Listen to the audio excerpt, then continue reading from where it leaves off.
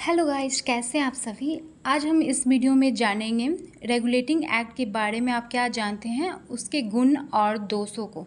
चलिए स्टार्ट करते हैं। आई होप आप लोगों ने पहले का वीडियो देख रखा है, पार्ट 14, और ये पार्ट 15 है। So let's start.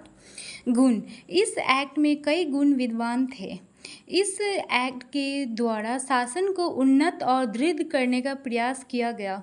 अब तक बम्बई, मद्रास और कलकत्ता के गवर्नर स्वतंत्र थे, अतः कार्य सुचारू ढंग से नहीं चलता था। लेकिन अब बम्बई और मद्रास को कलकत्ता के अधीन कर दिया गया। तीसरा, इस एक्ट की सबसे बड़ी विशेषता है सुप्रीम कोर्ट की स्थापना। इससे उत्तम न्याय की व्यवस्था कायम हुई।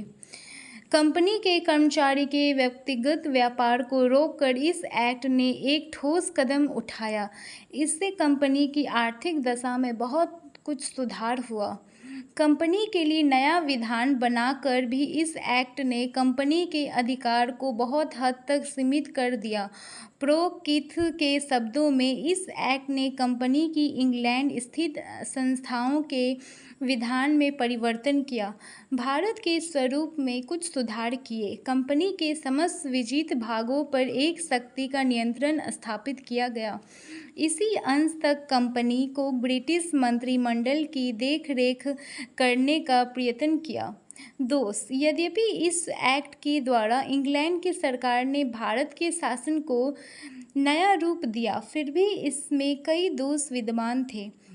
पहला सबसे बड़ा दोष यह था कि गवर्नर जनरल का अधिकार सीमित कर दिया गया था और उसे काउंसिल के नियंत्रण में रखा दिया गया था, अतः दोनों में मतभेद होना स्वाभाविक था।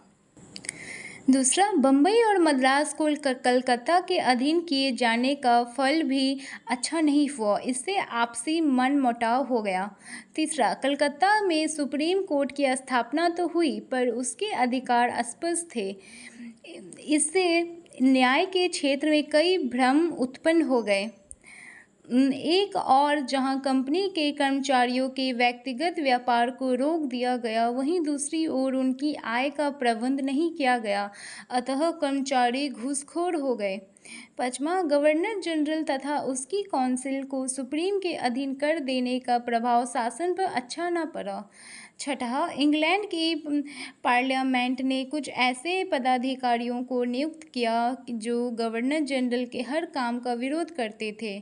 सतवां, मंत्रिमंडल को अपने कामों से ही फुर्सत नहीं मिल पाती थी ताकि वह भारत के शासन पर पूरा ध्यान दे, अतः मेंबर दलबंदी के शिकार बन गए। आठवां, रॉबर्ट्स ने ठीक ही लिखा है कि रेगुलेटिंग एक्ट का अधूरा उपाय था।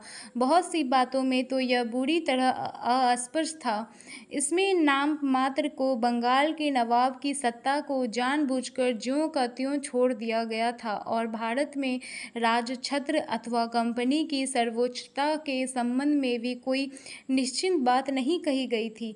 इस तरह स्पष्ट है कि इस एक्ट में गुण से अधिक दोष ही थे और इन दोषों को दूर करने के लिए 1781 का एक्ट और 1784 को पिंस इंडिया एक्ट पास हुआ। सो गाइज, आई होप आपको ये वीडियो पसंद आ गया होगा और नेक्स्ट वीडियो में हम जानेंगे लॉर्ड कॉर्नवालिस के बारे में। Thank you.